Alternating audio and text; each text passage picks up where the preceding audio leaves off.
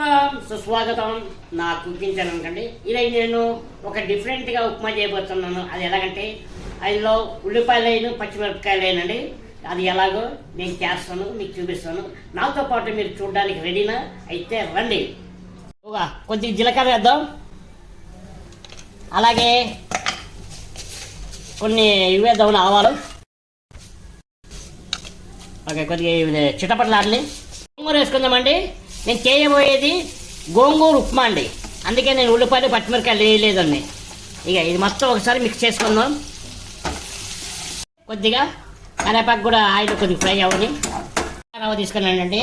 ఈ గ్లాస్కి ఒక గ్లాస్కి 2 గ్లాసులు నీళ్లు, అంటే నేను ఒక గ్లాస్ నీళ్ళు పోస్తున్నాను.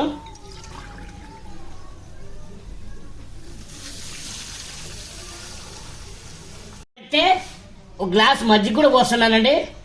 సూపర్గా ఉంటుంది మజ్జిగ విత్ గోంగూర, సూపర్ ఇవన్నీ. ఇంకొద్ది నీళ్ళు పోసుకుందాం. ఇప్పుడు హై ఫ్లేమ్ మీద వెలిగిద్దామండి, బాగా ఎసరు కాగాలి. ఓకే, ఎసరు కాగే వరకు. ఎసరు కాగిందండి. మనం ఇప్పుడు ఉప్మా రవ్వ వేద్దాం.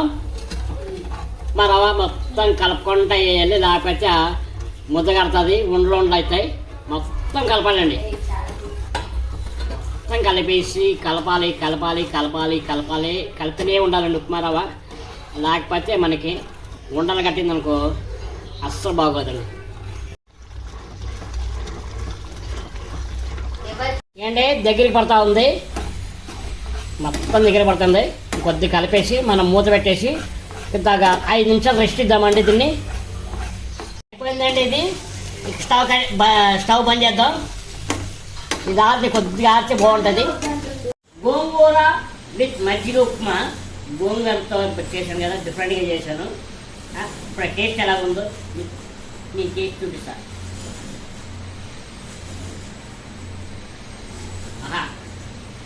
గోంగూర ఫ్లేవరు అలాగే మజ్జిగ ఫ్లేవరు సూపర్ కాంబినేషన్ ఉంది, చాలా బాగుంది. ఇంట్లో కొద్దిగా పల్లీల కారం పొడి వేసుకొని తిన్నామనుకోండి ఆహా అన్నట్టుగా ఉంటుంది. అలాగే పోతూ నా ఛానల్ని లైక్ చేయండి, షేర్ చేయండి, సబ్స్క్రైబ్ చేసుకోండి, ఆల్ బెల్ ఐకాన్ కొట్టండి. బాయ్.